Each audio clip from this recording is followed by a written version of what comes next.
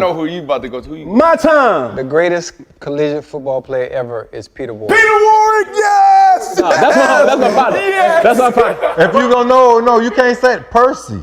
Oh, come on, dog. Look, swear. You can't say that. No. I love Pdub. Listen.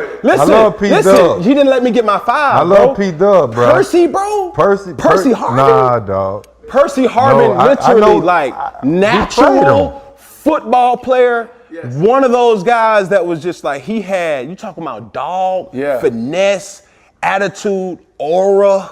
Like, I know I give you that, but Pdub. Hey. All right, go ahead, Nate. What's your thoughts after that tape there of that argument? So my belief is that Fred Taylor has CTE. Fred Taylor has CTE? Yes. Okay. Hey guys, it's Terrence Mann. You're listening to Hear the Spear, presented by Noel Game Day. Go Noles. Hey, what's up? This is Peter Ward, aka Pdub, in the house. We're listening to Hear the Spear, presented by Noel Game Day. Go live, go Noles. Hi, this is Charlie Ward, and you're listening to Hear the Spear. Go Noles. This is Terrell Buckley. You're listening to Hear the Spear, presented by Noel Game Day. No Bloody. But perhaps better known as the greatest corner to ever step on a football field, Deion Primetime Sanders. Great Deion Sanders, my brother. What's going on, man? I could wake up to that greeting every day, man. That was awesome. Hello, Noles fans. This is former Seminole Derek Brooks, and you're listening to Hear the Spear, presented to you by Noel Game Day. James Wilder Jr. What's going on, James? Thanks for having me on. SSOD, Florida State or Die, and go Noles. William Bar None Floyd. Gentlemen, what's up? What is happening, guys? This is Logan Robinson from Hear the Spear, presented to you by Noel Game Day. We are here on this another late one, Thursday evening with the guys. Austin Beasy, our lead basketball writer, is up there with me at the top. Dustin Lewis, our lead writer and editor, is down there at the bottom. Nate Greer, our lead recruiting insider, is with us also tonight. He's in a good mood. He's smiling, got the Chick-fil-A cup in hand. And Los, I know Los isn't here with us this evening. I think he's still mad about that comment that happened in last week's episode. I think he's still trying to find that person that commented. So he's still pretty triggered. But no, he's dealing with some he's taking care of the family tonight. He'll be back with us next week. No worry about him. We'll be able to hold it down for now. We have a great interview with Lamont Green Sr. and Jr., or his nickname Boots. You get to learn about that, why they call him Boots, who just recently committed to Florida State for the 2023 class, and gave us some great answers on why he committed. Mike Norvell and the staff, Adam Fuller Sr. talked about also the staff, and also gave us some great detail after Nate's question, asking him about, the legacy commits down in their area with Armella and Marvin Jones Jr. too. So a lot of good stuff there in that interview. We'll get that to you in the middle of this episode. Tonight, we're going to go over the Pdub versus Percy debate that happened between Ocho Cinco, Brandon Marshall, Cam Newton, and Fred Taylor on their podcast. It went viral, and it's everywhere. But Pdub versus Percy, Nate said he's got to say a few things about that. Also, Travis Hunter, who Nate also loves, has moved up 4 spots in the 247 Sports Composite as the number 3 player nationally. He's basically the number 1 wide receiver and DB in the class. Got to talk about that. Florida State landed a 2024 commit today. We're getting ready for spring. We're going to spend 10 minutes on each position group that I'm about to tell you guys, and defensive end, defensive tackle, and linebackers. We're going to spend a little bit of time on that, getting you ready for spring camp. That's coming up on March 9th. And you're going to start like a stopwatch? I'm going to do stopwatch. Make sure. That's all we get. All we get is 10 minutes. And Los is in here, so I think we might just actually fit 10 minutes in each one of them. Because, Los would have a lot of questions for Nate. And then we're going to end it off with some Chick-fil-A trivia and some basketball. So, let's get started. I already introduced you guys. As always, you can listen on iTunes, Google Play. Let's get into it, man. If you're subscribed, hit that alert. By now, box. you know what you can listen on. If you don't, sorry. Sometimes we've had a lot of new listeners. New listeners means you got to find different platforms. We appreciate you. So go ahead. Pdub versus Percy. It's the dumbest shit I've ever heard in my entire life. Okay, it is the dumbest thing. Let's roll the tape. Let's roll the tape. I know who you about to go to. My time. The greatest collegiate football player ever is Peter Warrick. Peter Warrick, yes! No, that's my father. Yes. That's my father. If you gonna know, no, you can't say it. Percy. Percy? Oh, come you on, took dog. it. Look, swear. You can't say swear that. No. I love Pdub. No, listen. I love Pdub. Listen, he didn't let me get my 5, I love Pdub, bro. Percy, bro. Percy Harvin? Nah, dog. Percy Harvin, literally, natural football player. Yes. One of those guys that was just like, he had, you talking about dog, finesse, attitude, aura, like. I know, I give you that, but Pdub. Hey, and them runs. Look at them Gator runs. Look at the Florida runs. We won 2 in 3 years. I get that. Who was the superstar in those runs? I get that, but you but I say this. If Percy wasn't there, there's no Tebow. You know, real talk. Man. And I say that. And he know that. I fight for Tim all the real time. Talk. And anybody who's on that team knows if Percy's not there, there's no Tim Tebow. Real talk. Great. You say Tebow's the greatest. You say Tebow's the greatest college player ever. You say Pdub. I say Pdub. Where's Chef at? Chef, somebody got to break the tie. Nah. Pdub was a dog. Yeah, I seen him. He had a mean dead leg. I mean, he hit him with the. I'm going to go. Did you play with him in Cincy? Yeah. What happened? Remember he tore his knee up. Oh, He tore his knee up. And that's what it was. But when he came in, was he still nice like that? Yeah. When I got drafted, he was still nice. Him and Ron Dugans was there. Pdub wasn't as explosive as Percy Harvin. I give you that. I give you that. That don't mean nothing. Yeah, but that don't mean nothing. That don't mean nothing. Nah. Percy returned kicks, pound for pound. Percy returned kicks with no practice. So did Pdub. Pdub returned kicks. Percy returned punts. Pdub returned punts.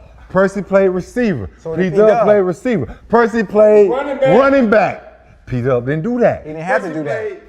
All right, go ahead, Nate. What's your thoughts after that tape there of that argument? So my belief is that Fred Taylor has CTE. Fred Taylor has CTE? Yes. Okay. Because there's no one in the right mind. I don't care. You know, you can be a Gator fan and say what you want, but there's no possible person in the right mind who's watched the game of football that would say that Peter Warrick is not a better football player than Percy Harvin. Okay? That is the dumbest shit I've ever heard in my entire life. And someone put on Twitter about how Percy plays in the SEC. And I'm going to read someone's tweet. And you know, this is from @Kuzno. So if you listen, here's a shout out. This is who Peter Warrick played in 4 years. Number 11, North Carolina. Number 14, Virginia. Number 23, USC. Number 16, Clemson. Number 21, Georgia Tech. Number 5, North Carolina. Number 9, Ohio State. Number 14, Texas A&M. Number 18, USC. Number 20, Georgia Tech. Number 12, Virginia. Number 1, Tennessee. Number 10, Georgia Tech. Number 20, NC State. Number 2, Virginia Tech. Miami 4 times. 2 of those times they were rated in the top 20. They played Florida 5 times. Each of the times they played them, Florida was top 10. 4 of those times they were top 5. 22 ranked teams in 4 seasons, and he constantly just murked the University of Florida. He murked the University of Miami. He had a breakout game as a redshirt freshman against Clemson with 300 all-purpose yards. There's no one in the right mind that would sit there and say that one, as a receiver, Percy Harvin doesn't even sniff Peter Warrick. You put Peter Warrick in the same position as on a jet sweep, he's going to take that to the house. Only thing that Percy may have on him is speed, straight line speed, and it's very baffling to me that someone would even have a conversation and realistically say that Percy Harvin. Well, the 2 people arguing for was better. And they're both 40 guys. Yeah, that's the only reason they were saying it. Yeah, no, Cam Newton and Fred Taylor were the ones arguing that Percy Harvin might be ahead of Peter Warrick in that debate. And Ocho Cinco, you know, the funny thing, Fred Taylor was like, well, Peter Warrick played wide receiver. Well, great. Peter Warrick did that too. Yeah. Peter Warrick played running back. Oh, Peter Warrick did that too. Peter Warrick would have he would have been an All-American at any position he wanted to play. And I don't even know if Percy Harvin was the best wide receiver to come out of the University of Florida. I don't really care to talk about Florida, but Peter Warrick is one of the best college football players of all time. To even have that debate is a waste of time. It's just stupid. The only person that I would ever have a debate on better than Peter Warrick in college would be Randy Moss. What's your take on it, D-Lo? I mean, I agree with Nate. I think Peter Warrick was better than Percy Harvin in college, and we've had him on the show a couple of times. I would be really interested to see if he could pop in and make an appearance, and maybe we could get his take on it. I know. Pdub would not be feeling that disrespect. No, we've had Pdub on a few times on Hear the Spear, and he lets it loose. He tells what he thinks. So, I mean, it would be great to get his take on it. I know he was sharing some of our Instagram stories because we were doing some content for it yesterday, and I had tweeted the video of it a few days ago, and I knew it'd bring in a lot of conversation, and it's been a big one over Twitter. But like we were saying in the production meeting, imagine everything he did and Twitter was around. Yeah. His catch versus Virginia Tech would be trending worldwide. His little juke and 2 fumble, make 11 guys miss versus Louisiana Tech would be all over Twitter. His plant and juke after the catching that tip pass against Florida when Florida played with Marcus Outson and still beat Florida to go to the national title game, that would have been all over Twitter. Florida State fans would have been going berserk. So, there's just too much of a short-minded set. All these instant gratification generation like you young bucks out there, have a short memory. You need to go do some research and realize what Peter Warrick would do in any era. I would have killed to go back and watch him. Yes, I would even put Percy Harvin, like the real debate is Reggie Bush versus Peter Warrick. That would be a debate. I think that would be a fair conversation. Peter Warrick doesn't even deserve to be in the same sentence as Percy Harvin. That's disrespectful. I agree with you big time. It's not really even close to me. I just thought it was pretty entertaining to listen to. I did think the Reggie Bush one, which I got to see a little bit of time of when I was really trying to follow football when I was young. Reggie Bush was a different animal, not only on the field, but also in video games and NCAA. EA Sports. I can just imagine Los being here right now just screaming. Yeah, that was his man. He would not be happy. Pdub was his man. That's why he wore number 9. And not for nothing, Peter Warrick stepped up in big games. When it mattered most, that's when he played his best. Like,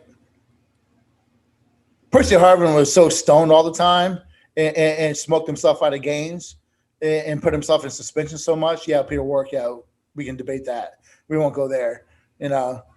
Anyways, I don't even know any performance that Percy Harvin had in a big game where, he led Florida to a win. That was always Tim Tebow. Yeah. You think Tim Tebow was carried by Percy Harvin? Is that even a conversation?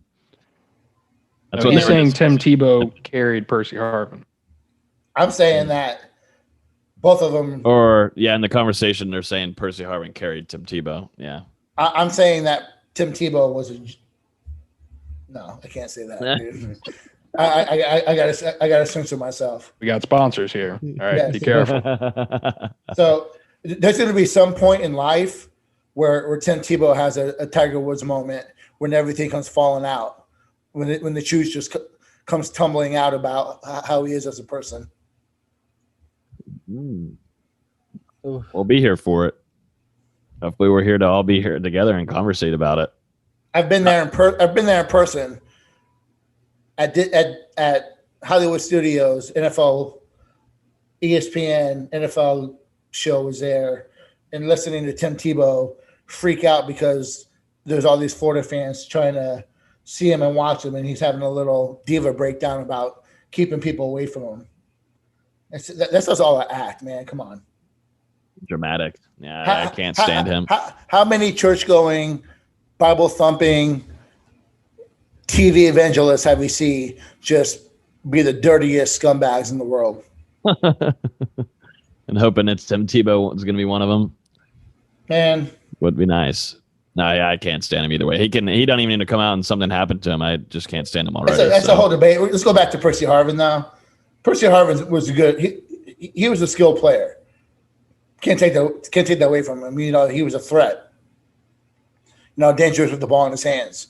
But no, come on, man. No. Yeah. Let me jump into Travis Hunter. Jump into Travis Hunter, which is about to be another freak athlete that's coming to Florida State related to Peter Warrick, maybe. This guy just recently moved up in the 247 sports rankings. Now the number 3 player nationally. He moves up 4 spots. He's now practically the number 1 wide receiver in DB in the class. Florida State is getting a freak. Is he just the best in the class? Yes, I've been saying it for how long now? People are finally paying attention. Yeah. You know, he's just a natural football player. Doesn't matter what position he plays. He's going to just stand out above the rest. Can you tell people that are commenting all on Noel Game Day's Instagram and even Twitter that are saying, "Oh, well, he's going to go to Alabama anyways, so why should we care?" No. Do your research. This kid is a Noel. Just because he's a top flight player doesn't mean that he's automatically going to go somewhere else. I think people need to really move past the last couple of years, move past the Taggart era, move past the end of Jimbo's time, and see that things are slowly coming together, both, you know, in the administration side, in the off the field side, and things are coming together with the football only facility, with the really big push of the booster program, with the recommitment to football at Florida State is starting to turn the direction.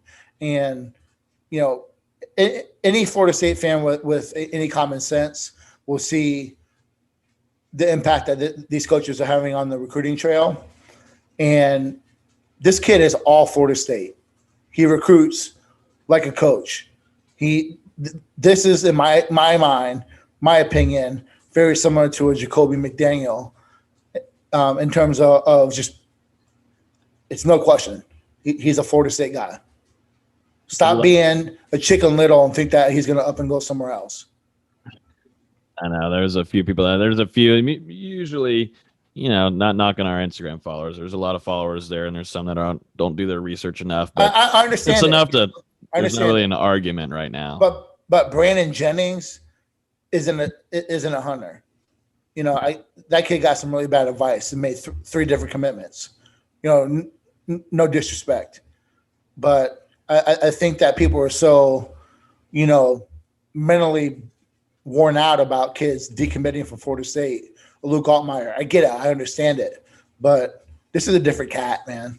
Man, the videos of him this past weekend, I mean, it just didn't look fair at the event he was at. I mean, it just didn't look like it was. He's going to have to play wide receiver. I think he has to play wide receiver too. You see how smooth he was off the line? Like. What is it? It reminded me of someone when they're off the line. I just don't. Is it? It does. I gotta really watch and really research that, but like. It reminded me of someone when I was watching it over the weekend, but now completely. Standing, you know, line up in that like trips formation, he was already like 2 yards down the line, down the field before like these other guys really got off the line. It's just his suddenness and his explosion is ridiculous, man. Oh no, it's nuts, and his athletic ability to high point the ball over the defenders is not really fair. I mean, he also is a 2-sport athlete. He plays basketball. He's got some jumpers on him, but he's not the biggest guy. But he just outrules people that are either on him or he's guarding. I mean, 6'1", 175 is not small. You know, he's got time to grow. Mm-hmm. You know, where do you guys think? So, Logan, you think wide receiver? I think I'm all for you get a little mix of both for however long early on you got him at And Florida State.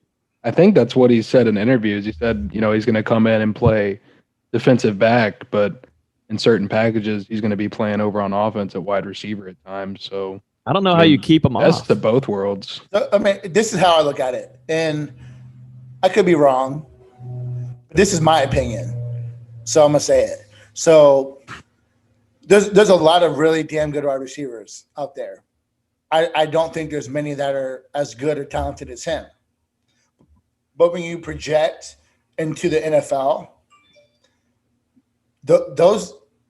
a guy like Hunter and what he can become on either side of the ball, but what he could be as a defensive back, being 6'1", 6'2", 185, 190, and his long arms, his athletic ability, way he can high point the ball, his ball skills, everything put together, as a defensive back is a top 3 pick. That doesn't always happen as a wide receiver. So, I think for me, what if I were him, what's going to maximize my potential as I move on to the next level. This is a kid that's going to be, God forbid anything catastrophic happening, is going to be a 3-and-out kid. Not saying that, he couldn't be a high draft pick as a wide receiver, but typically that doesn't really happen that often. You look at a Devontae Smith or Jamar Chase, they're looking at like Friends top 10, kind of depends on how things unfold. But there's always going to be a team that takes an elite defensive back that can shut down half the field.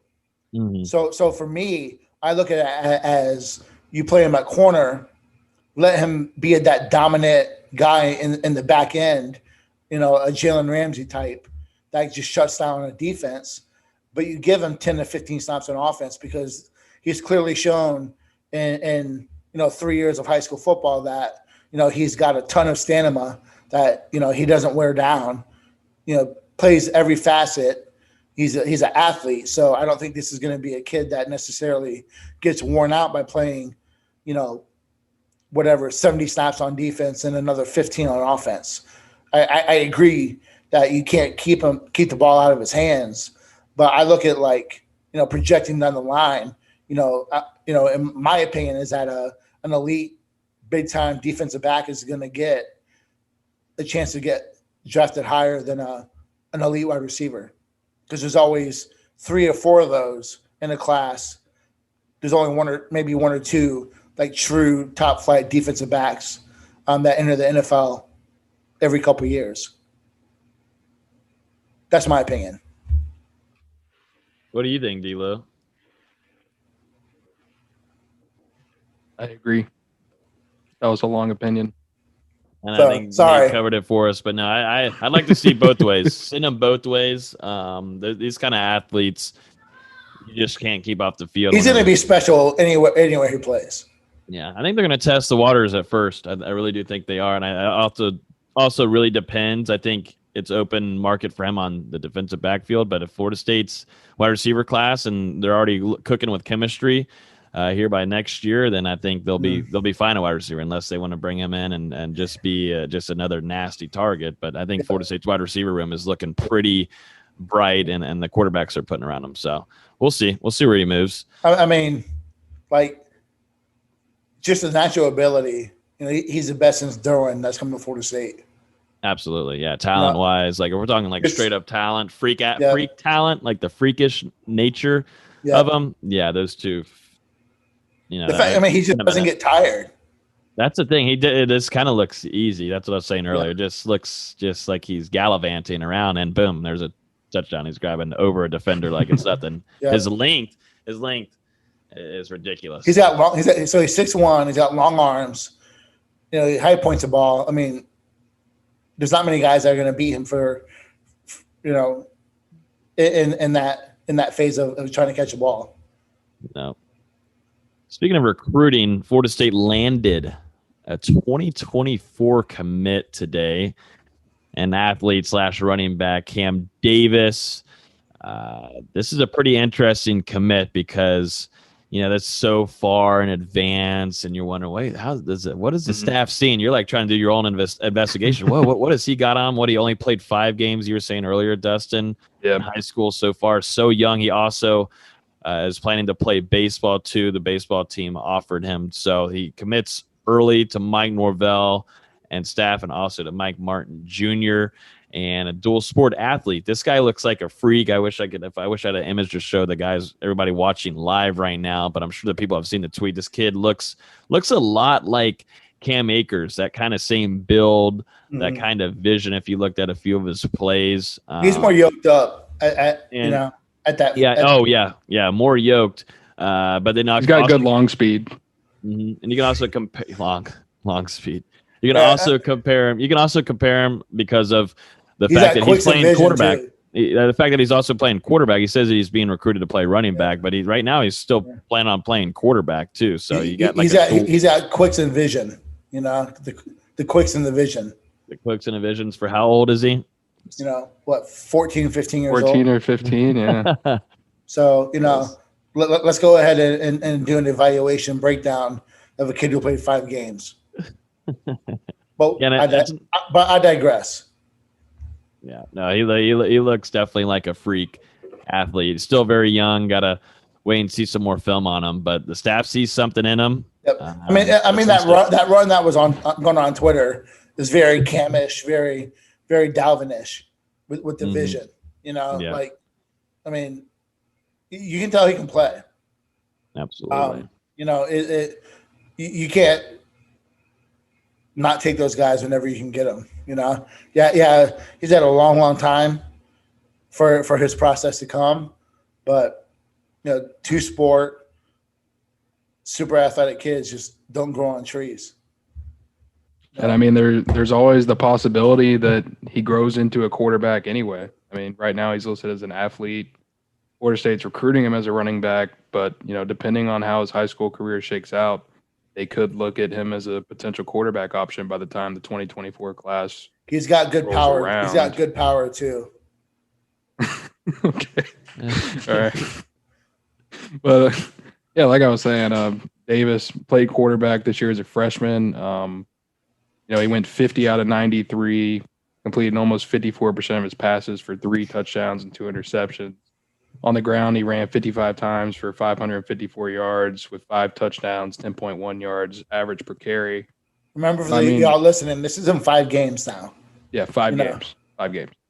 He averaged over 100 yards on the ground per game while playing quarterback. I mean, really, to me, it kind of reminds me, in the same kind of vein as a guy like Cam Akers. Absolutely. Who came out of high school as a 5-star running back, but really was a productive quarterback during his high school career and could have went and played quarterback in college if he had chosen to do so.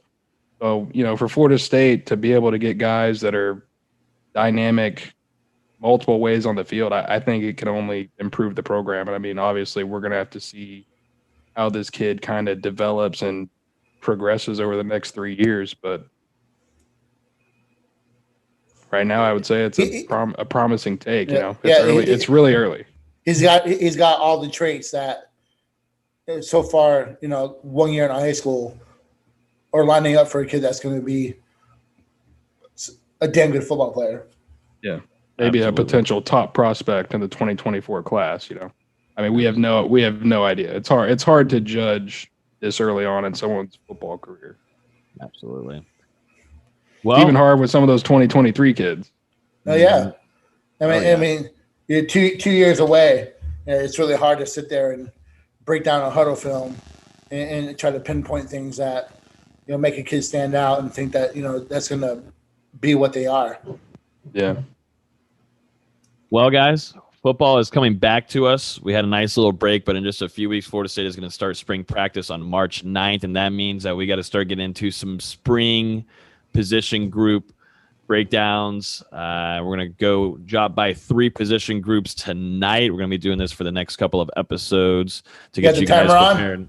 I'm about to get the timer on. We're going 10 minutes each for all these, because if we could talk about this these aren't even the big topic ones to talk about, but I had to put on a timer because we could talk like for 3 hours about this kind of stuff. So I put on a timer for us. We're going to spend 10 minutes on defensive end, defensive tackle, and linebackers. We'll start off with defensive end. We're getting ready for spring practice. Departures from last year. Joshua Kando, Janarius Robinson. I called them the Twin Towers. These guys have been at Florida State for, it kind of feels like so long. They're off to have some potential there in the NFL. New additions since it's off-season. Jermaine Johnson, obviously, was a number 1 JUCO, was at Georgia. He comes to Florida State. He's expecting to start. Keir Thomas, transfer from South Carolina. Joshua Farmer, local guy here, been putting in a lot of work. Byron Turner, Patrick Payton, and George Wilson. Players returning from last season and before: T.J. Davis, Quashawn Fuller, Josh Griffiths, Deontay Williams, Derek McLendon, and Curtis Fan. Gentlemen, first thoughts about heading into spring camp. What excites you the most about a few of these players in this position group that has been not so efficient the last couple of seasons? I like that there's actually productivity coming in between Jermaine Johnson and Keir Thomas. You got some guys that have proven themselves on the SEC level, something Florida State hasn't had. They haven't had a pass rush these past few seasons, and it's needed. I think we talked about it with EJ Manuel. Jermaine Johnson could come in and have 10, 12 sacks and be a first-round pick this next season. He's that talented. It's exactly what Florida State needs. They need to give these defensive backs some time. Yeah, I mean, really the defensive end unit last year was, like you said, Austin, plagued by their inability to rush the passer. I mean, the team as a whole ended up with just 10 sacks in 9 games, which was good for 119th in the country. So that's just a testament to the pass rush. So I think, getting the new blood in here with the transfers and Jermaine Johnson and Keir Thomas, along with some freshmen. I mean, a guy who I'm excited to see is Patrick Payton. And then there's some guys that are returning on the roster. Josh Griffiths, T.J. Davis, who we didn't get to see much last year, but who has some promise. And then, some guys who have been in the program a couple years, Derek McClendon, Curtis Fan, and Quashawn Fuller. We'll start to see if, they step up this spring and become viable options to start getting some snaps.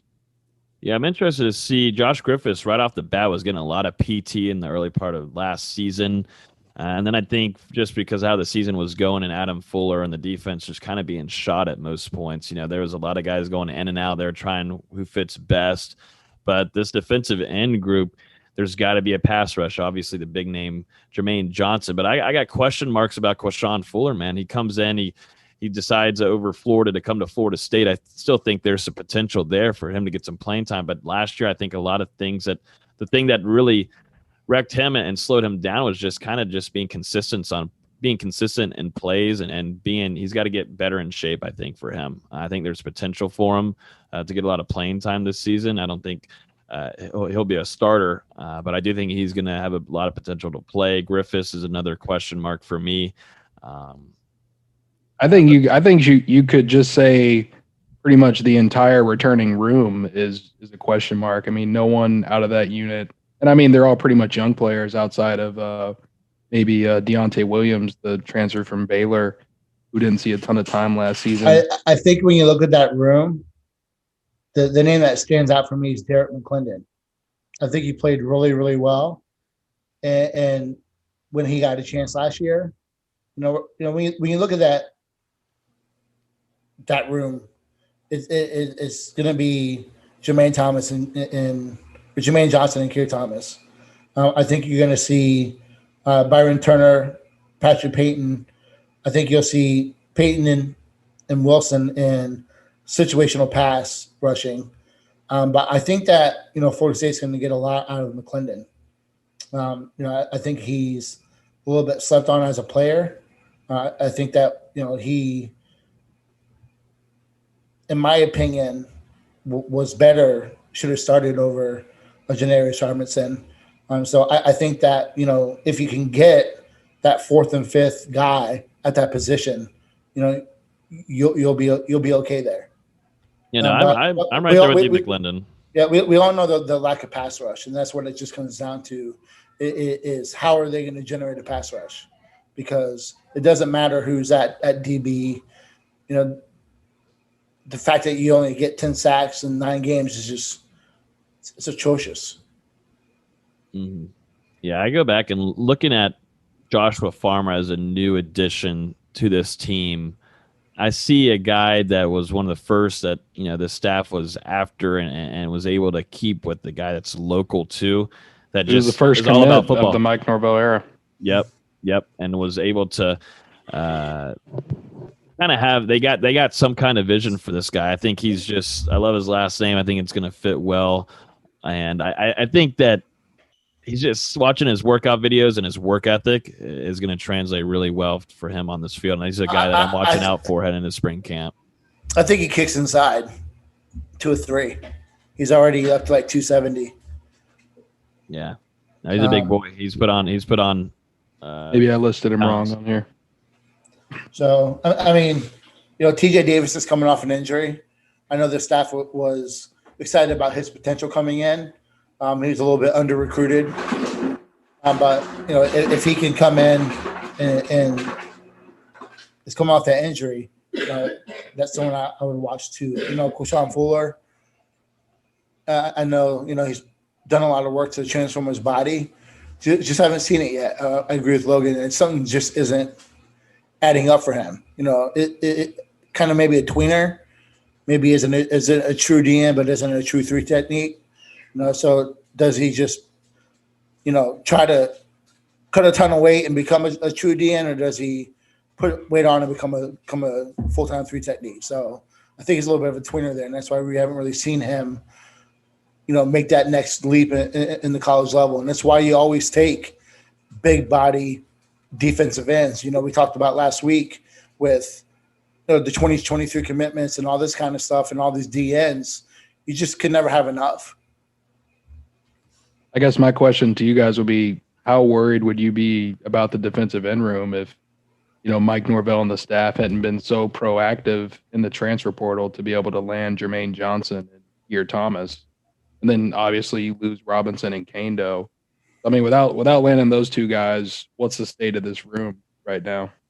Scary, but I trust that they have a plan. Yeah, no, that they were ahead of it. They've done it for other position groups too, which we'll have a good discussion of the next couple of weeks when we're going through these position previews. But I think right now we're all in agreement that there'll be a Jermaine Johnson and Keir Thomas show, and then whoever's behind him. I think McLendon too is one that's going to show out. I mean, number 55 was doing a good job of that last season. I loved watching him go out there and put out his all. His effort was great. It looks like he's in some better shape now too. And you also get Curtis Fan back too. Yeah, Fan. He opted out, right? Last year? I can't remember. I think so, for some yeah. reason. I don't know. It's a good question. Maybe the chat can tell us.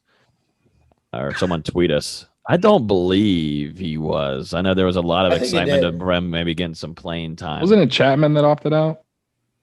He opted out and transferred. There's a couple of them. But I digress. Whatever. Let's go. Let's keep going, baby. That was a good 10 minutes. But yeah, the defensive end group, there's a few question marks behind Johnson and Thomas. But defensive tackle, though, another position group that has struggled last year. Addition by subtraction. Yeah, now this is going to be a big positive one. I think that's going to hit this spring. Departures: Marvin Wilson and Corey Durden. New additions: Shambray Jackson. Returners: Robert Cooper, Dennis Briggs, Fabian Levitt, Drew Thompson, Jarrett Jackson, and Malcolm Ray.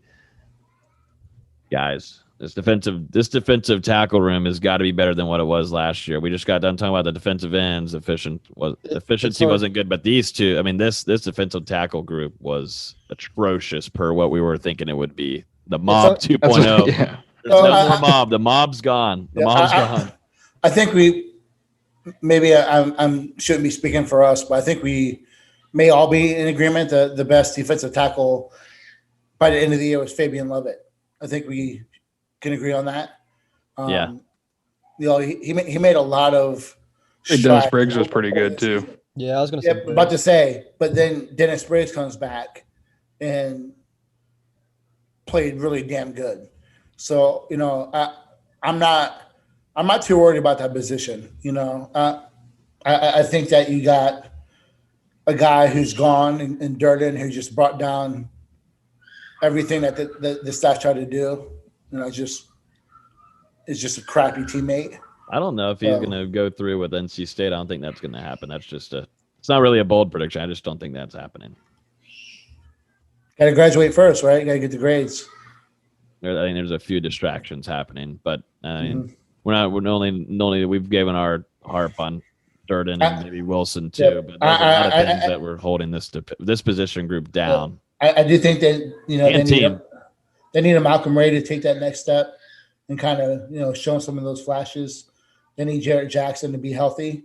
They do need the depth, but when you look at 1, 2, 3, 4 with Cooper, Briggs, Lovett, and Thompson, I think you have four guys with a lot of experience and a lot of guys who can be rotational. So I'm not giving up on Malcolm Ray yet. I think he's a guy that has a lot of potential. Yeah, and I mean, we've heard a lot about Malcolm Ray over the first 2 years of his career in Tallahassee. I think, was it his true freshman season when he was the practice player of the year or some kind of award like that? And he was getting a lot of recognition. But yeah, like you said, Nate, I mean, that first 4 in the on the depth chart, Robert Cooper, Dennis Briggs, Fabian Lovett, True Thompson, however you slice it up, I think that could be a very productive 4 guys for Florida State. It obviously helps with the depth, and then behind them, if you can get some contributions from Ray and Jarrett Jackson, maybe Chambry Jackson when he comes in, that's icing on the cake to me. But those first 4 guys, those are who you're going to want to be your main productive guys. And I think on pass downs, you're going to see them generate, a pass rush. I think they're going to kick in Keir Thomas to a 3 on passing downs. Yeah, that's what I was going to say. You'll get a benefit there from kicking Thomas inside, whether Griffiths is in there on DN on passing downs. But you kick Thomas inside, and he's rushing with either Lovett or Briggs. Mm-hmm. That pass rush is looking a lot better because last year they just weren't putting in effort. Yep. That's something that we haven't really seen since Walker. DeMarcus really excelled at that spot of moving to a 3 and just creating havoc. And I mean, it's not just the pass rush. The running the defense against the run has got to get a lot better. And I mean, this plays into what we're going to talk about with the linebackers coming up too. But just a couple stats. I mean, 9 games last year, Florida State only recorded 48 tackles for loss, 5.3 tackles for loss per game. That was good for 88th in the country. They allowed 199.2 rushing yards per game, 97th in the country. They allowed 5.12 yards per rush, and they gave up 25 rushing touchdowns, which was 7th most in the nation. That's legit making my right eye twitch. I'm not done yet. They tied for 105th in the country, giving up 36 points a game, and they gave up 324 points in 9 games, which was 103rd in the country. So it was bad on all fronts for that Florida State defense last year, and I mean, it all starts up front. Mm-hmm. And I'm the defensive tackle group was atrocious, and like you said, the running game has got to be fixed too. With defending that, I mean, I think Florida State had a good game plan against North Carolina for a half, but they made North Carolina made adjustments and were able to absolutely make that look silly, like that didn't even happen in the first half. My biggest guy right now is very, very high on him heading into the offseason last year, or heading into the spring.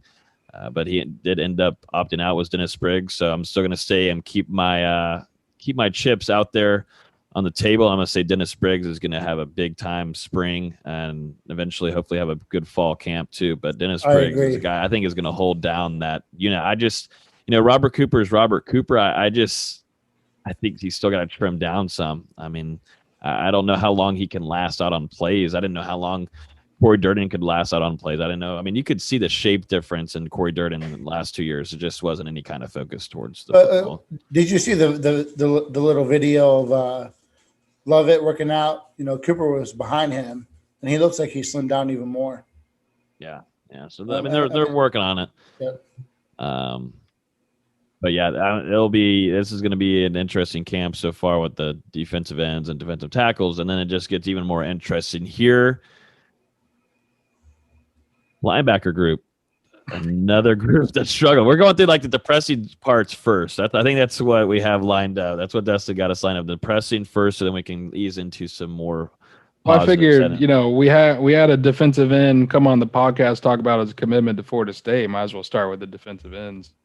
No, I'm completely Work our way fine with down. it. You can't get out the dessert right away. You got to eat all the rest of the meals. So let's see. Departures. Kevon Glenn. The new additions, Jordan Eubanks and Cheyenne Brown. Returning guys, Amari Gaynor, Emmett Rice, Steven Dix Jr., Leonard Warner, Jaleel McRae, DJ Lundy, Jayon McCluster, DeKalen Brooks, and Kalen DeLoach. A lot of names, a lot of guys that ended up sticking and staying with Florida State. This is a lot of names. This is a first, room. let's go ahead and move Warner to Fox. That's where he's coming. Oh, yeah, I messed up. Let's just do this. Let's move Warner to the bench. Let's not talk about it. No, the funniest thing is you look up his transfer portal thing. It shows like the Florida State logo, and then it has an arrow to the Florida State logo. He's transferring back to Florida State. I mean, I talked to a couple of recruits, a couple 2022, 2023 kids, and a name that's popped up pretty frequently is the name of Amari Gaynor. So that tells me that, Florida State coaches are kind of comping these kids to him. So that tells me that I think, we talked a little bit last year about how maybe he was underutilized some. I think maybe they find a role for him on the defense, and that's someone that you can't keep off the field. I think getting Rice back is very helpful for this unit. And I really liked what I saw from Steven Dix and from DJ Lundy as freshmen. They're in a tough position, and they're gonna make wrong reads. They're gonna make errors, but I think that was a lot of learning by trial by fire there. So I like what you have there. Just seeing a Jaleel McRae who hasn't put it together. McCluster has had to change his body a little bit. DeKalen Brooks is whatever. And Kalen DeLoach will be no comment. But who's your favorite player? Florida State's got to find some depth there. They don't go very deep in a position that is important, and I think that's why we're really seeing a facilitation of 4-2-5 is using your strength in the defensive backfield, kind of limiting it's a perceived weakness right now. I think that's overall the weakest unit on the defense. I'm really looking forward to seeing what Steven Dix Jr. does with the full spring. He gets a full camp because he looked good last year. Obviously, you'd like to see him play better in space, especially in coverage. But the instincts are there. He just has to finish plays. He didn't look out of place. Yeah, so I'm looking forward to seeing him working with a full offseason with Chris Marf, who I think we're all really high on as a linebackers coach, and seeing what he turns into this season, because I thought he made some pretty big plays last year. Mm-hmm. Yeah, no, I'm right there with you. I mean, he's a freakish athlete. He's a big boy. Came in, takes a good care of his body, and to me, the names that really stick out that excite me, obviously Gaynor. It's going to be Rice, Diggs Jr., and then to me, DJ Lundy for right now, because how much playing time he got last year. I think Chris Marv sees a lot in them. It just is so interesting to me that guys like DeLoach and McRae, two of those guys we were talking highly of at this time last year. We were talking like, all right, they're going to get a lot of playing time. Kellen DeLoach started game one. Mm-hmm. Yeah. He started over Gaynor in game one. Mm-hmm. Yeah, the whole and then thing disappeared.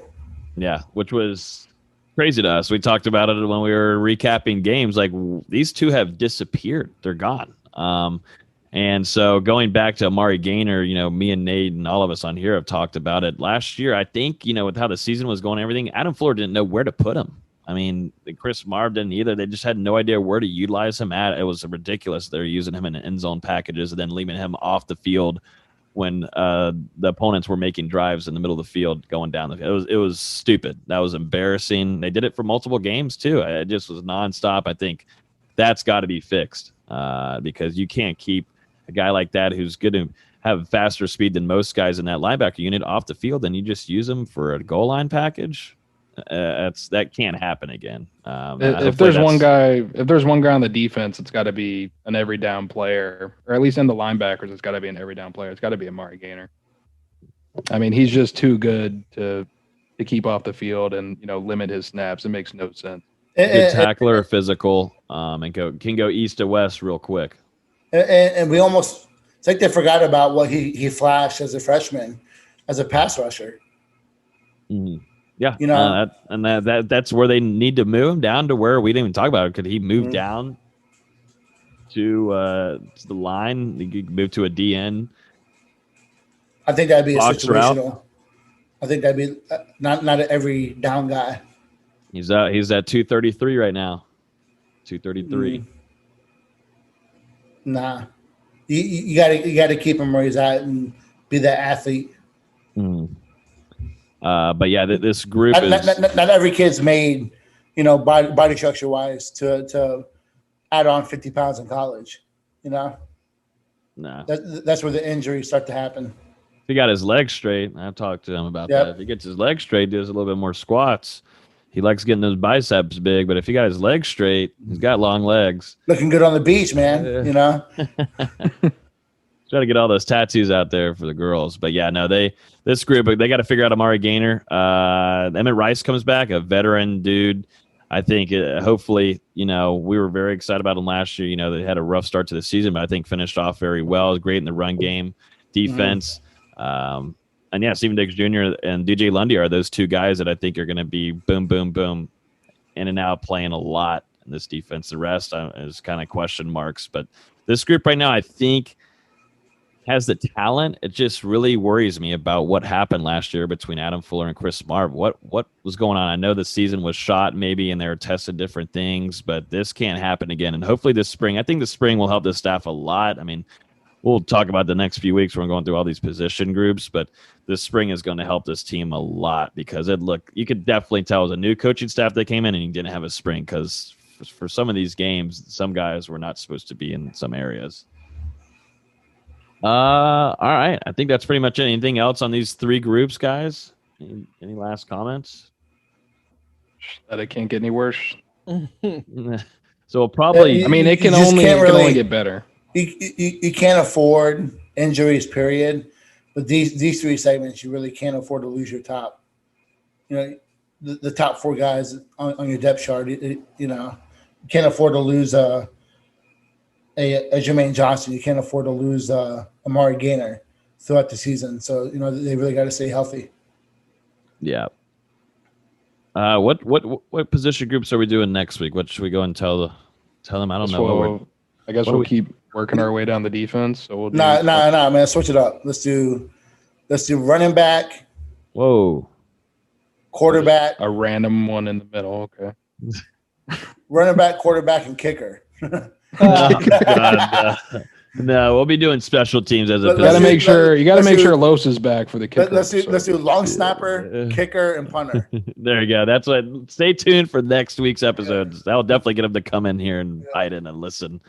Oh man, we'll figure it out. It'll be a tease. It'll be a surprise. Maybe somehow we could convince Karlos that they gave a fourth scholarship to a kicker. Prank them on here. Yeah. Well, before we move on to the Chick-fil-A Trivia Week 2, let's jump into our interview with Lamont Green Jr. I just torched their name in the interview. You'll see what I start off. But Lamont Green Jr. and Lamont Green Sr. Great interview there. Let's go and transition it to you now.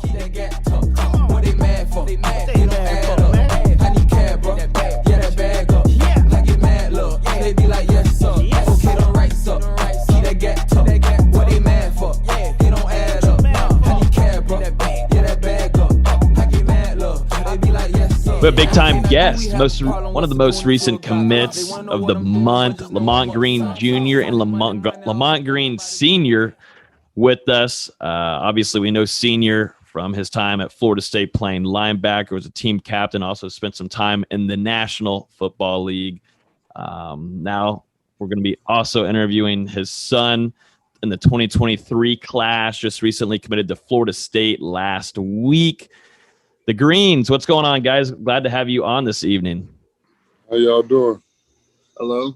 What's going on? I know. Too much. I feel like Nate and Dustin have interviewed y'all multiple times on different channels before. But first, I wanted to start off and pretty much bring up to you, Junior, or should I say Boots? Nate has a question for your nickname coming up soon. But first off, you committed to Florida State last week. Why did you decide to do it now? Was there anything maybe the staff kind of gave you a better chance of, committing early? What was your why did you want to commit so early? I just felt that it was time. I felt that I've been pretty much waiting my entire life, so I thought right now would be the best time to do it. Get my spot secured, and I just thought it was time. Did the lack of visits kind of enforce that too, though? Not being able to take any visits over the last year, did that kind of force your hand? I don't want to say force your hand, but kind of let you know that, hey, this is where I got to go? Oh, well, the lack of visits really didn't matter because I go there quite a bit anyway, so it really didn't affect my decision. And for Lamont Sr., just switching back over real quick. I asked you this the other night, but you started Florida State under Bobby Bowden, were a team captain during your playing days. What's it mean to you now to see your son and Lamont Jr. begin to follow in some of those same footsteps that you had in Tallahassee? It's great. It's like I said before, it's something that I thought about, coaching him in Little League football, coaching him in high school football. There's always something that was in the back of my mind, but as he got in high school, he started to develop more and more and more. Then he just blew up. And, but he's always been a hard worker. He's always been one thing that I can't say about him, he's a technique guy. He wants to be perfect on every snap. He wants to be perfect with his technique. Even with me being his defense coordinator when he was a freshman, he was an after the meeting guy. What happened on this play? Well, why didn't I step right on this play? How did I get hooked that time? Mm-hmm. What could I do better? You know what I mean? So he was always one of those question kids, and it was always fascinating to me too, because we always left football at the meeting room. Once we left the school, once we left the meeting room, we tried to leave football there, and at home just be regular people. So he he's got a high football IQ. Obviously we've worked on a lot of stuff for a long time. So I think he's just everything's falling into place. Everything's falling into place now. In these next 2 years, he should really be able to show off at a high skill level. Absolutely. I wanted to ask, we had you on the Unconquered Talk podcast before this football season, and we talked about Norvell in the direction of the program. And now that you've kind of seen him firsthand and how the staff recruited your son, what are your thoughts on kind of the coaching staff now on where it stands and where this program's heading based off your interactions with them? Well, most of my interaction has been, basically as a former player and as a parent of a recruit. Right. But so I can only respond on that part of it. But as far as the recruiting goes, man, these guys are unbelievable, man. You see how it's going, and a lot of kids are falling in place now. Even the ones that haven't committed yet are talking very highly of Florida State. So it's no coincidence. These guys are doing a really, really good job. They're going to try to get the kids that they want, and that's what we needed. That's what we're always just a couple of players away. You know, even last year, we're just a couple of players away. We changed a couple of players, and we right back in the mix. So it's recruiting is big for us. Recruiting is big for the Nose, and I think those guys are doing a terrific job. Going back to Junior Boots, he committed last week, but how long ago did you know that it was Florida State? Obviously, your dad played at Florida State, and I'm sure he played a big role in you sticking with being a Nole, and I've overheard him in other interviews saying how big of a push he was were you sticking with the Garnet and Gold. But when did you know that, this was going to be your time to commit to Florida State, and you knew that you wanted to play in Doak Campbell Stadium? Well, I would say since I was younger, but I also want to say since I got the offer. They've been talking to me since I was for my entire life. So I just always been thinking Florida State. So around this time, I was thinking I should just commit now. But I would say I was thinking of it since I got the offer last year. Gotcha. And were there other schools pushing hard right now? I mean, are there still some that are pushing right now to sway your decision and try to go somewhere else? I'd say Miami. Yeah. Yeah. Makes sense. That's horrible for them. They can try their hardest. So, where's the nickname come from? So walk us through the Boots nickname and how that came about. Okay, well, he probably want me to explain that part. Right. So I don't know if you guys know that Boots has 6 sisters. So he has 6 sisters. He's smack dab in the middle. So he's number 4 out of the gang. So no, he's actually number 5 out of the gang. So he's the only boy. He's the only boy out of the 7 kids.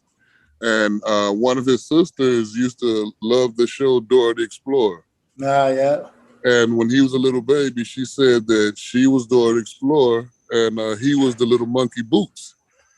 So there's a little monkey called Boots on the show that's her little friend. Mm-hmm. So once she said that, the name just stuck. He was probably 6-7 months old, and we've been calling him Boots ever since. That's awesome. I love where it comes from. I just would love to see his face right now because going from Dora the Explorer football player, I mean, it's hilarious though. And he takes it. He likes using it. You like using it, Junior? Yeah, you like using Boots. Yeah. Yeah. Exactly what I thought the answer would be. It's so funny. It's so funny because if I ever call him by his real name, he looks so weird at me because that's all I call him. Even when we were, on the field, I'm like, Boots. I've never called him Lamont, so it's just, or Junior. I don't think I ever used Junior. So I just, I've always called him Boots. Absolutely. I love it. So this is for Junior. I know you talked a little bit about your relationships with Coach Fuller, right? So walk us through kind of how things unfolded with your recruitment. I know you kind of mentioned it always going to be Florida State, but did they say anything to you where you were kind of like, all right, yeah, this is it for me? That kind of helped you make that decision? Well, the coaches kept in good contact with me. They didn't just offer me then not talk. Mm-hmm. Every chance they got, they would talk to me, let me know that I wanted there, how they'll treat me good if I go. So, yeah, it was just mostly them saying they treat me well over there. Mm-hmm. Are there any current players, and definitely guys in the 2022 class that are recruiting you hard? Any group chats with these guys? Nah, none of them talk to me. Gotcha. I did want to ask you really quickly about Coach Odell because obviously you grew up working with him at some of the Florida State camps. So what's your relationship like with him, and how much of an impact did that have in your decision? Coach Odell used to coach my dad.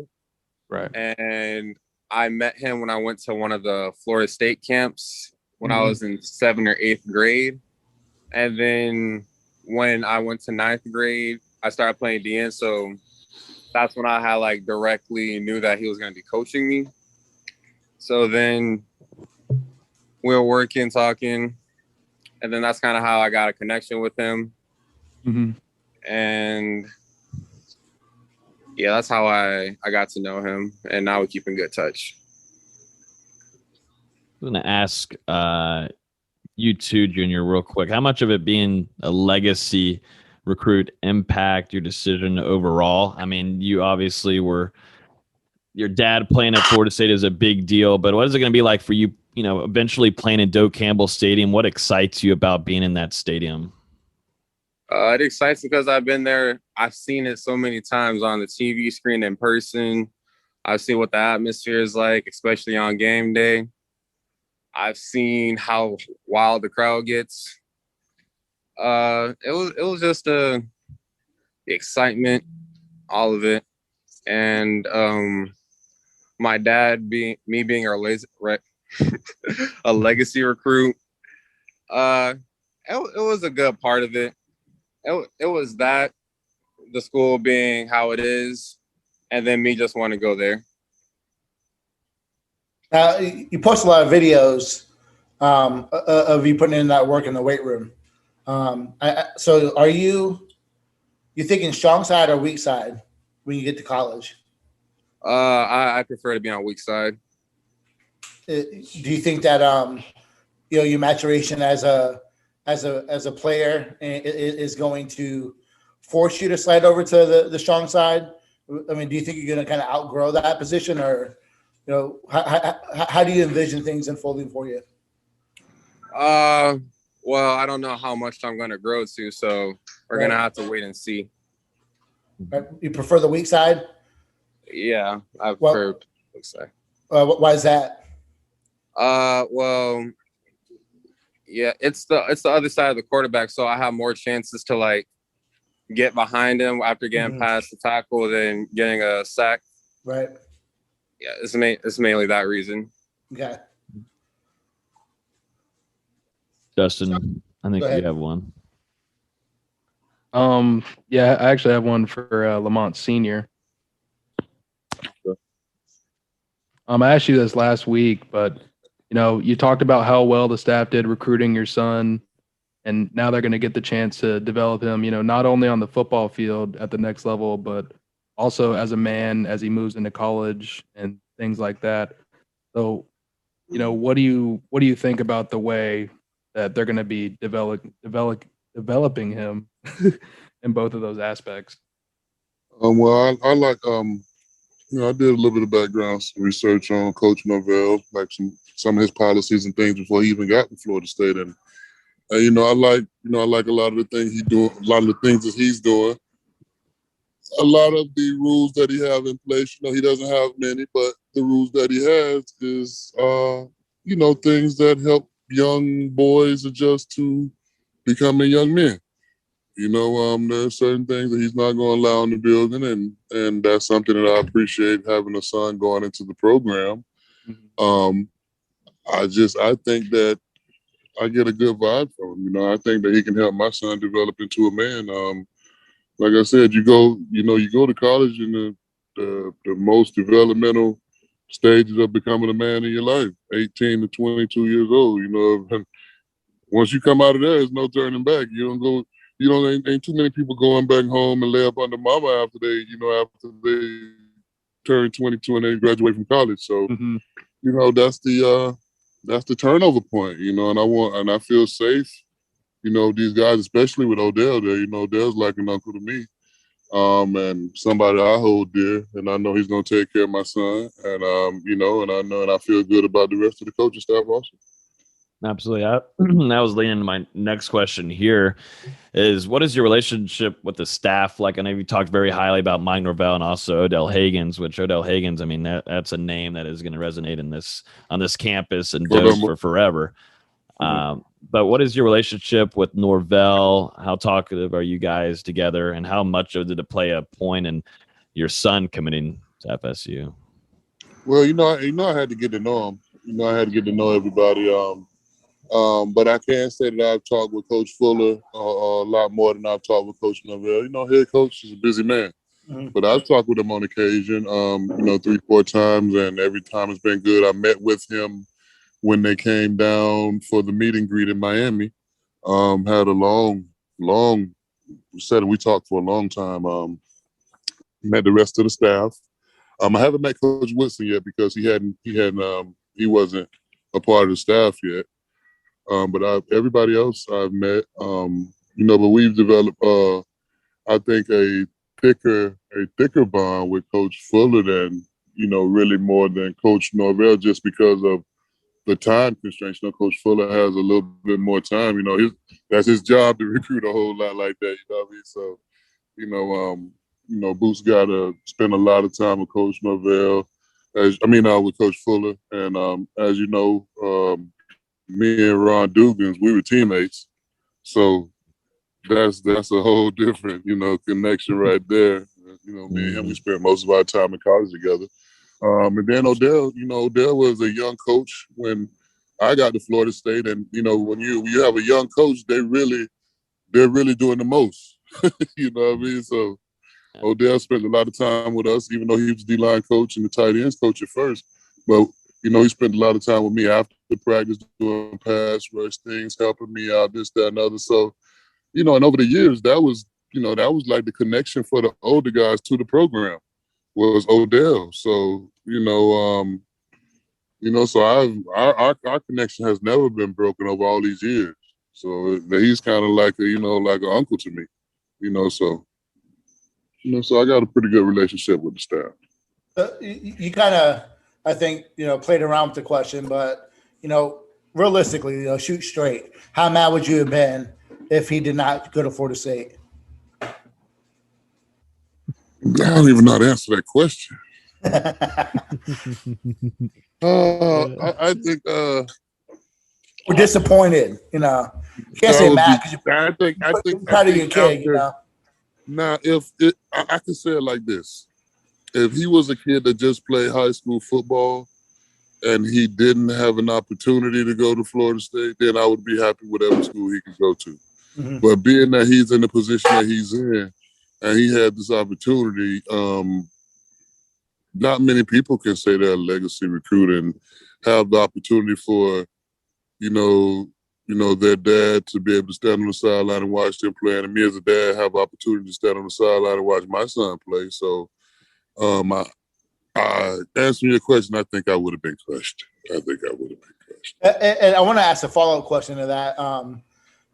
Over this cycle, there's a few guys, and you look at your son. There's a lot of top flight legacies out there that Florida State is recruiting. Mm-hmm. What's your opinion on how important it is for Florida State to kind of, land those kids? One, they're good players on their own. And I know the two that you're talking about. We all in the same area. Yeah, we need those two bad. We need those two bad. Those aren't regular players, guys. No, those guys. Those are elite kids. Guys, Marvin Jones Jr. is a complete gorilla. He's just, he is all over the field. He is truly a 5-star player. And, mm-hmm. And Julian Armella, him and Boots, they play Little League football together. Mm-hmm. So, and me and Enzo, we talk all the time. So him and Julian are really close, and they work out at the same gym, a lot of things like that. So but we need those two. Those are really important. Those are definitely those two. If those are the two that you're talking about. Yeah, those are two I'm talking about. Yeah. We really need those two. Those are important. They're important for our program. Not only that they're legacies, but we need those. We need their important that they're legacies. Mm-hmm. And it's just that's important for our program. That's important for the logo. Just to pass that torch along. And I'm pretty sure that their dads are letting them know that. But like you say, sometimes kids have different thinking. But mm-hmm. Hopefully they do the right thing. Right. Absolutely. Well, Mr. Green, Definitely appreciate you and Junior Boots for coming on with us this evening. Definitely appreciate it. We're definitely looking forward to covering you through high school. I know these two I know Dustin and Nate already interviewed you before this, so this is our third interview with you guys. But definitely appreciate y'all for coming on this evening, this late at night, and spending some time with us. And we look forward to covering your son, Senior, in a few years, and covering it through recruitment too. Okay, thank you guys. I appreciate you guys. Y'all have a good evening. You too. Thank you. And we are back from the interview from the two green guys. Definitely appreciate them coming on and spending some time with us this late at night. The future looks bright for that class, and loved hearing the insight, Nate. You're asking for it, but the veteran, or not the veterans, but the legacy recruits are a big deal because there's some talent that some Florida State guys. We're talking Marvin Jones Jr., Armella. You need offensive line guy that's talented. I agree with what Senior said. This is like program changing. Need. With perception wise, you need it, but more so you need it because they're just talented football players. Yeah. Well, let's jump into our Chick-fil-A trivia before we jump into some basketball, which I'm excited to talk about. Austin, I forget. Wait, who won last week? Because someone said I did. Nate won. That's right. Oh, I gave it to Austin. Yeah, and Austin said that he's a big Chick-fil-A guy. Like he is, like knows it all. And then I don't use sauce. Like y'all know this. I'm not a sauce guy. Oh, I forgot. You're one of those freaktoids. Like literally freaks. That's freakish, right, Dustin? You're being quiet, but if sauces something's good, it shouldn't need sauce. That's always been my opinion. Just like with steaks. If a steak's good, you shouldn't put steak sauce on it. But what about if it adds on to like some really good flavor? Like what about ketchup on? So what about cake on? What about icing on cake? Nate, shut up. What about icing on cake, Austin? That's different. Nah. That's different because a cake usually has icing. That's a really dumb question, Logan. I'm hungry. I am too. I'm starving. I haven't had. That's a really dumb question. Just ask the question, bro. How about a cup of fruit with grapes in it? What would that do? No, icing is I think icing you put onto the cake. You were just about to say icing is a sauce. Shut up. I about did. No. Shut up. Have you ever seen a cake made without? Oh, here's a dry ass, marble cake without any icing on it. I think it would be weird to just eat. It's called a muffin. I can't imagine eating like chicken tenders by itself. I couldn't imagine eating chicken tenders by itself, but that might just be me. Like I would need ketchup. I would need some kind of sauce that comes from the restaurant. It depends on the place. It really depends on the place. For me, Chick-fil-A is so good it doesn't need sauce. There you go. Shout out to our friends at Chick-fil-A. West Tennessee Street, our friends over there, they always give us a little question here for the guys on the show. Once again, I promise next week Dustin will be involved in this, and then also Los will be here, so there'll be more than just Nate and Austin going at each other. But the question of the week this week, gentlemen, Chick-fil-A was the first quick service restaurant to offer which side? I know this one. Oh, offer which side? Fresh fruit. Side? Fresh fruit. I was about to say fruit cup. Fruit. Damn it. Wait, what? This is not the question that you asked me last time. It was. I jumped to question number 3, so Dustin, you didn't get that. Then I would have been allowed. No, he's not allowed next week. Wait, say the question again. I was doing something. No, I said Chick-fil-A was the first quick serve restaurant to offer which side? Fruit. I don't think he would have said fruit, though, Dustin. He would have been like, I would have said fries. French fries. Maybe like side, maybe side salad. Yeah, I guess I would have probably thought salad too. I wouldn't have said probably fries because I mean there's so many. Well, yeah, everyone does fries. But okay, you still wouldn't have said fresh fruits at least this time. I'm fruit sorry, cup, Dustin. Fruit cup would have been up there.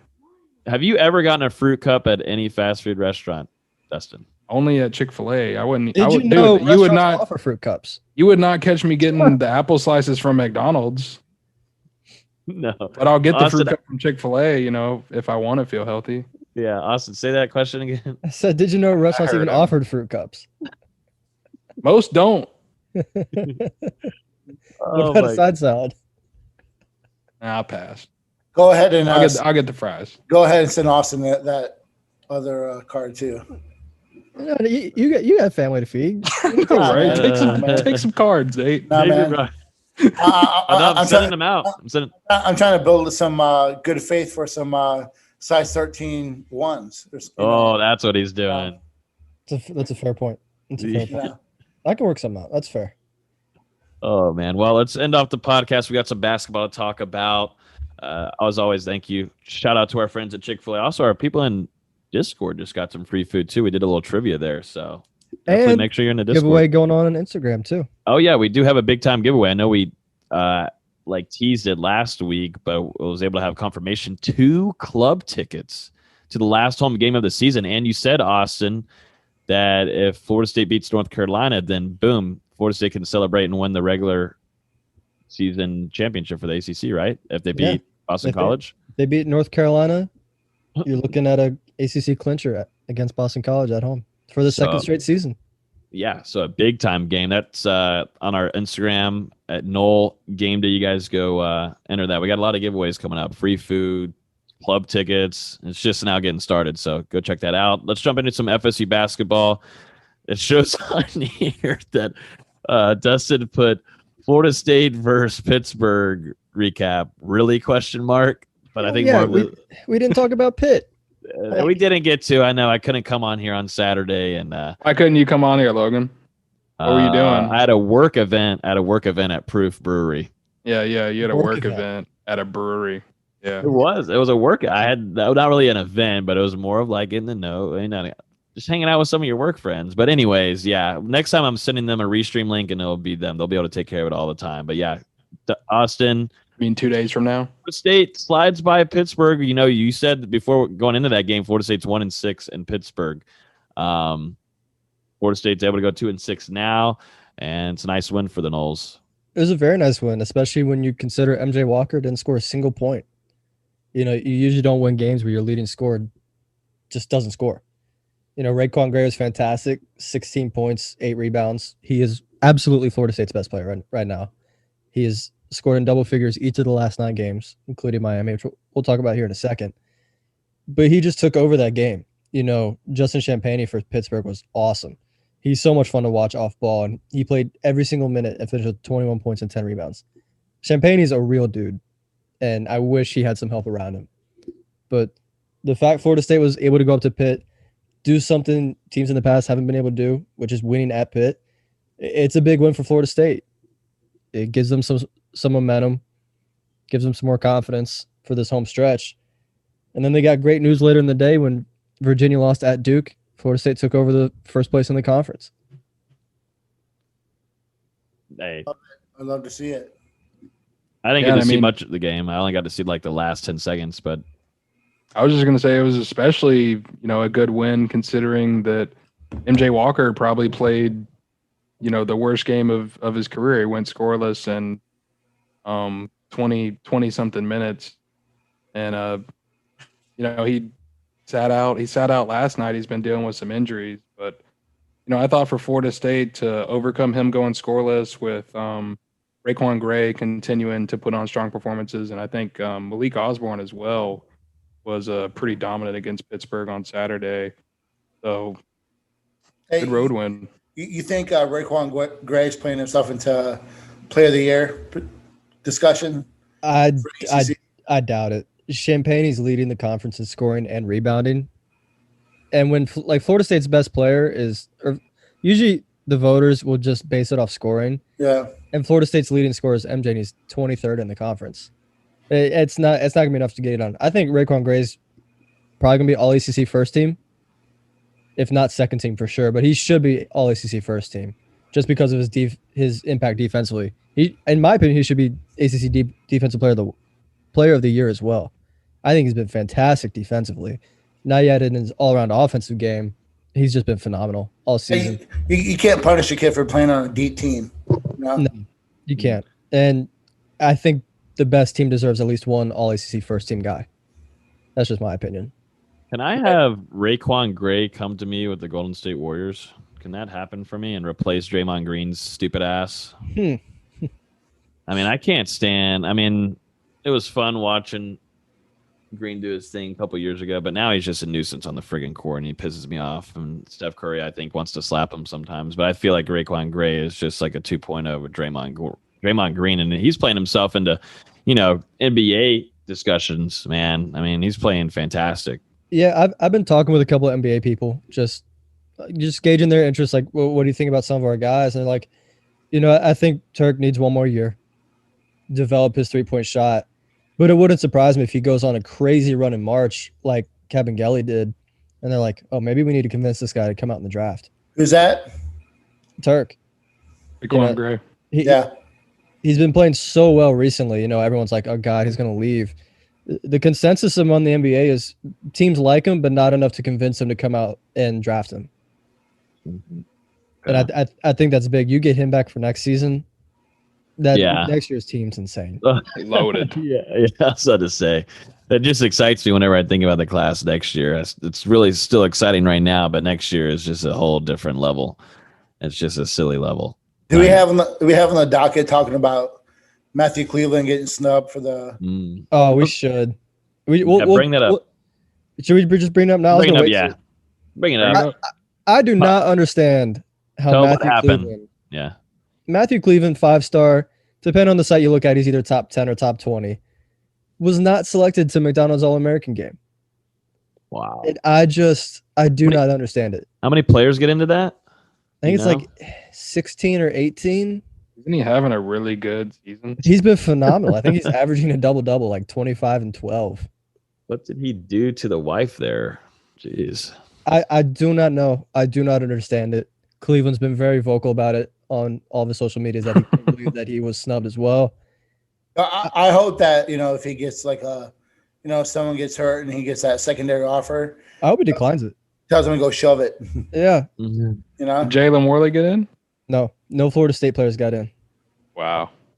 And in my opinion, yeah, I'm a little bit biased, but I had Cleveland as a top 5 player in this class. I think he's phenomenal. I was talking about him with the same NBA scout that was judging our team. He's a very bouncy athlete, the same kind of athleticism Vassell had, but he's a little more filled out than Vassell, much more of a 3-level scorer, same defensive versatility. He's going to be one of those players where you're looking at the NBA draft next year going, oh, they got another lottery pick. Cool. Mm-hmm. He's a phenomenal player. And even if he stayed 2 seasons, he's the type of kid, he loves Florida State. He wants to get Hamilton his championship. If he stays 2 seasons, it wouldn't surprise me, honestly. Isn't school a big factor for him too? I remember. Yeah, his parents are huge on him getting good education. So he might stay 2 years. And if he does, I mean, good luck ACC, because this kid's phenomenal. Yeah, that's a big time snub, though. That's hilarious. If he was committed to Duke or Carolina. Oh, yeah. He'd be starting. He's in the game. He'd be starting. Well, good for Warley and Cleveland to have that chip on their shoulder heading into a season that's already jam-packed. And definitely bring back Gray, too. And Florida State's already got talent right now. I mean, just having them kind of be hungry like that, just piss them off even more. I mean, that's just ridiculous. And I'm sure the staff is probably telling them that, too, to just kind of fire them up, That's just hilarious to me. I saw it on my Twitter. I was like, what? I didn't even believe it at first. I'm like, oh, maybe I just skipped over a name. And I read back through it again. I'm like, really? Yeah. I was stunned when they didn't put Cleveland in there. Stunned. Yeah. Does Jordan still do his yeah, they still do the game? Jordan Brand Classic. I don't know if they're doing it this year. I'd have to look. I don't know if they're doing it with the pandemic and everything, but they haven't announced anything yet. Florida State, though, last night took care of business in Miami. Florida State beats the Hurricanes 88-71. I personally didn't get to see a lot of it. My dad was sending me videos of Balsa just like telling kids to get out of his way and just dunking right in their face. Go eat a fat, get out of my way. And then I also saw Scotty Barnes throwing some beautiful passes too. But what happened in that game, and why did Florida State just make it look easy? Well, Miami has 6 players. That's the big reason. That's basically what it is. Miami only has 6 players right now that are available to play. They've been just slammed with injuries all season. None of it's due to COVID. They haven't had any COVID pauses, but they just had so many guys go with back injuries, with ankle injuries, with knee injuries.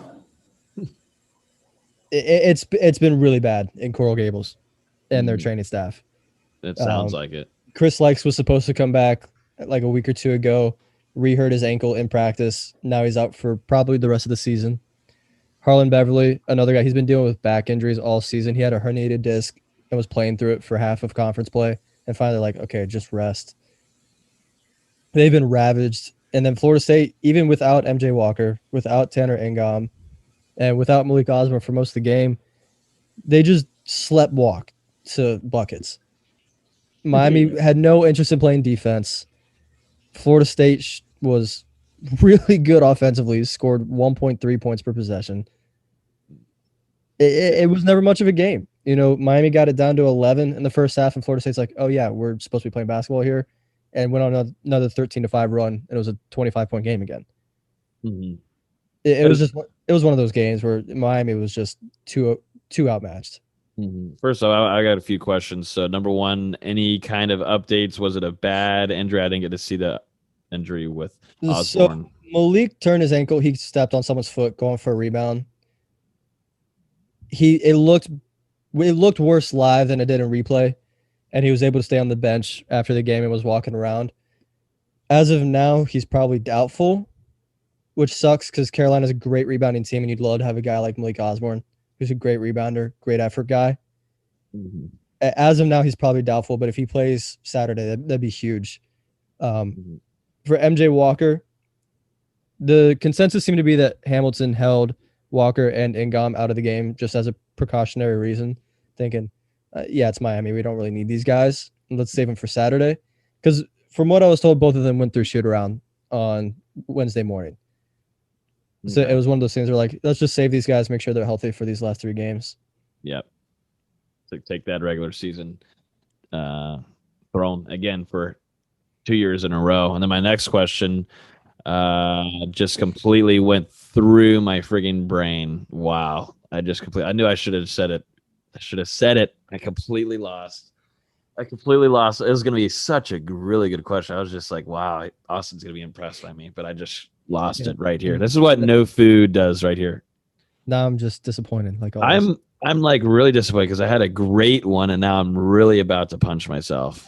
I just completely lost it. Oh my God. Wow. If I think about it, I will. I'm gonna try to bring it back. But yeah, Florida State took care of Miami and didn't even look.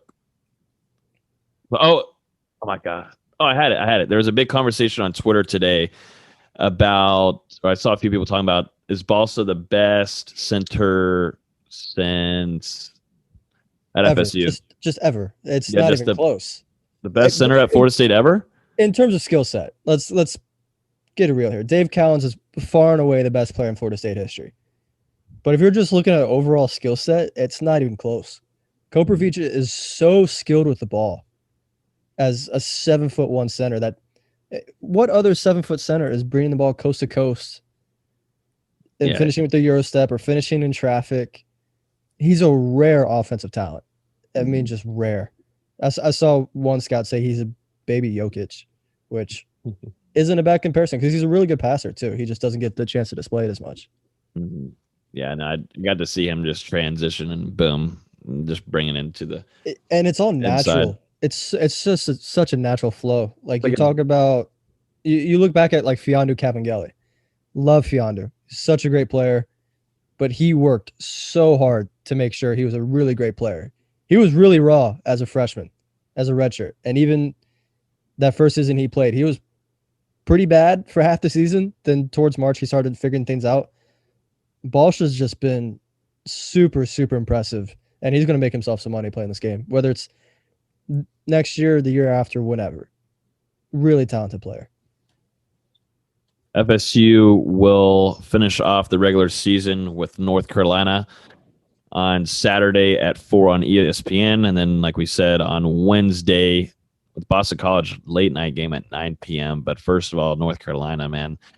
Florida State, like you said, got a rebound here. You lose if Malik Osborne's not playing. That plays a factor. But what is your take on this game? Well, I was going to come in this podcast saying, okay, we're going against a North Carolina team that's, really got some momentum. They've been playing really well in conference play. Caleb Love's finding his groove. Then they go out and lose by 13 at home to a 10-12 Marquette team. And now I don't know what to think. I don't know if Carolina's just got the best game plan in the world for Florida State. They've been practicing it all week and just didn't focus on Marquette. But it was a bad showing last night. Really, really bad showing. Caleb Love only scored 1 point. Maybe they just played some bad ACC teams. I mean, ACC sucks. It's bad. Like right now, I think the second best team is Georgia Tech, which tells you everything you need to know. Yeah. I mean, for me, that's been the one I had circled as the only potential loss to wrap up the season for FSU. For sure. And dating back to 2000, Florida State's won at Carolina just twice. The Ding Dome has been historically really bad to Florida State, and they're going to need to have a good performance. You know, Carolina's now really has to get a great win if they want to make the tournament, because they finally worked themselves back up into that tournament conversation. They didn't lose a quadrant 3 game at home to Marquette. You counter that with a win against Florida State, you know, it kind of balances itself out.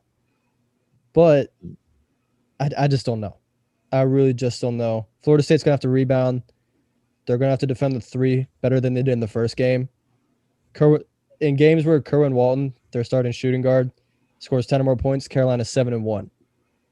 You limit him, their only good 3-point shooter, you stand a pretty good chance. And if you rebound like you did last time, you stand a pretty good chance as well. And also when Florida State wants to play, they just destroy these teams right now. Yeah, you look at every good team they've played against this year, they get up for those big games and they just smack them around like they're a little child. It's going to be a tough game, though, either way. Tough game. Really tough game. I'm looking forward to it. I'll actually be there. First game I'll be at all season. Looking forward to it. Oh, hell yeah. Typical UNC fashion. They're like, oh, yeah, we played Florida State and Duke these last 2 games. Oh, let's finally allow fans. Yeah, let's do that. Yep. Now they want to. Yeah. Seems interesting. What is your score prediction? You'll find out in my article probably tomorrow night, at the worst Saturday morning. Okay. I like what you're doing there. Business is business. What's up? What's yours, Logan? My prediction is going to be Florida State 76, North Carolina 70.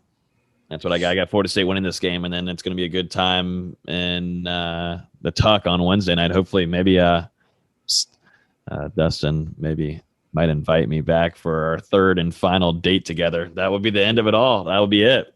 We'll see. I don't think we're going to need you on Wednesday. Maybe. I'm going FSU like 86-80. I think it's going to be pretty high scoring. I think it's going to be pretty close. I think it's going to be at most like a 6-point game. I mean, I think both teams. State's a top 10 offense in the country, not just in the Southeast or whatever. Top 10 offense in the country, and I keep undervaluing how good Florida State's offense is, and I've now got this mindset of whatever I think the score is, just add 6 points to Florida State. They've just been that good this season. Yeah. I think I have even another question after this, but Deontay Green puts Florida State in his top 6. Florida State is trending there. And then also another thing, I think we touched on it last week maybe, but Florida State might be in the mix here for a 5-star. We got like maybe some baby nuggets. I'm not going to spoil anything. Just keep an eye out. Just keep an eye we're going out. to do that to the listeners like that? Maybe, well, if you're in the Discord, then you know. If you're in the Discord, you know. And I may have dropped a like a little eye emoji on Twitter. A little something? Just little teaser? Just a little hashtag and a GIF. Basketball teaser GIFs matter too. All They right, do. people. They matter too. But yeah, if you're in our Choo-choo, Discord, the train's rolling. the train, choo-choo, baby. Keep rolling. But yeah, Deontay Green put Florida State in his top 6 also. And the choo-choo is not about Deontay Green. No. He is very much probably going to North Carolina. He's from Asheville. Very talented player. 6'9" forward that can play the 3 or the 4. I think his final 3 are going to be NC State, Carolina, and Florida State. But I think ultimately he's Carolina's to lose. Very talented player. We'll love to have him. I don't think it happens. Gotcha. Well, Florida State has some big games coming up. I will make sure that I don't have anything to do for these next 2 games because I need to watch some basketball. And we're going to start getting ready for some ACC tournament stuff too soon. So We are 2 Sundays away after this Sunday from a bracket. that's right. It's We're going to be a getting there. I think we'll probably do an instant reaction show to that. I know that our friends, my friend Caleb is wanted to have Dustin and Austin on to do their show, but I do think we're going to try to. I don't know if the guys can or not, but that's on a Sunday, right? Yeah, it's usually Sunday. Do they have a time yet? I don't know if they do. Let me see. Are we going to predict our own bracket? I mean, if I will not be good at that. I've never done that. like are we saying like Right. bracket or Guess not. Well, we'll do, once we get the bracket, then I'm down to do like a bracket thing that I haven't like really done. But Yeah. I'm not. I Have can't Austin predict what's make a going to be where. bracket on the show and see how accurate it is compared to the actual selection. so selection Sunday starts at 6 p.m. on Sunday, March 14th. So what's the over under? Maybe we'll do a live show. Should we do maybe we'll let the chat tell us, or someone commenter in the Discord. Should we do a live show during it, or do we do an instant reaction? I'll have to do it from my car if we do a show during it because I get off work at 6. Maybe well, probably won't. It'll be like what 6:50. Yeah, you'll probably be. Me and Dustin could hold it down until you got on. Hey, I'm trying to do a live. Y'all get on to me about not doing a live show. What's the over under on Florida State and Gonzaga in the same bracket? God, I hope not, man. That's the one team I don't want to play right now. Baylor looks beatable. Granted, they've come off a month COVID pause, but still, that doesn't excuse almost losing to 2-18 Iowa State at home. And Iowa State was winning the majority of that game. Baylor doesn't scare me. Michigan doesn't scare me. Ohio State doesn't scare me. As well as Florida State's playing right now, none of these teams scare me outside of Gonzaga. I will do anything to stay out of Gonzaga's bracket this year.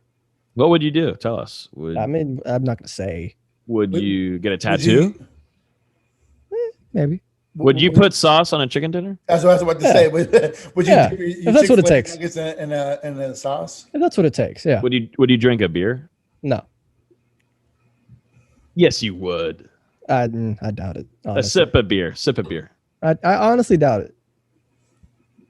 All right. Would you get up? Would you? Hey, respect the straight edgeness, man. Come on. Not everyone wants to be. Not everyone wants to drink. Whoa. Carbonated water. Yeah. Not everyone wants to be like Logan. Piss water, natural light. Hey, it's getting close to beach time, boys. I'm going to High Noons starting this next week. The beers are going bye-bye. You going to seltzers? I'm going to the seltzers. I've been looking at the High Noons, and I got to get ready I got to get the V's out for when I'm at the beach, Nate. I got to get the V's get the out. what out? The V's. The V's? Yeah, the ladies love the V's, so I got to get the abs going. Oh, cool. For the beach. Cool. That's what I'm doing. Yeah, You're always wearing tank tops and all that kind of junk. Yeah, because I'm at home comfortable. Oh, I'm gonna be comfortable out there on the beach. Yeah, and they're gonna see you drinking a seltzer and be like, nah, Trust me. Where's his significant other at? Probably not with me. I'll probably be by myself at the beach. But yeah, I think by that I mean Dustin. Oh God. Dustin, you working on your V's? Yeah, I got a lot of work to do. He's working on his U. It's like an M right now. Oh man. Well, hopefully Dustin will invite me to the Boston College game next Wednesday. I usually have to like tease him and like ask a lot, but we'll see. We'll see if he invites me. But yeah, I think that's everything for this episode. Definitely shout out to the Greens for coming on with us and talking about Boots' commitment to Florida State. Also, Senior coming on here and talking about his son's commitment and the Mike Norvell staff at Florida State. As always, you guys would definitely appreciate if you rate us 5 stars on iTunes. We've seen a lot of new ratings. We definitely appreciate if you're listening right now, just take like 5 seconds to just scroll down, hit a 5-star in there. If you want to leave a review, we definitely appreciate it. Tell us what you like about the show, maybe what we can do more. If you're on YouTube, hit that like button if you would like. Maybe hit that subscribe button, hit the bell so you'll be notified when we go live. Before we go, just always remember that Travis Hunter, top player, 2022 class.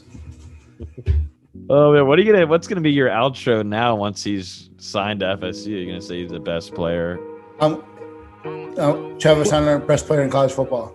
We'll figure it out when we get there. We'll figure it out. We got a little bit of time. Thank you guys so much for listening. Y'all have a good evening, and I'm gonna go eat and sleep. Thank you guys. Y'all be good.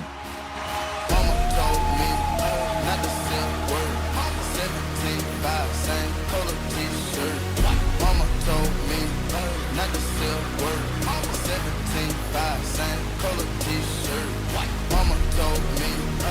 sell word. 17.5 cents. same color t-shirt. Mama told me not to sell word.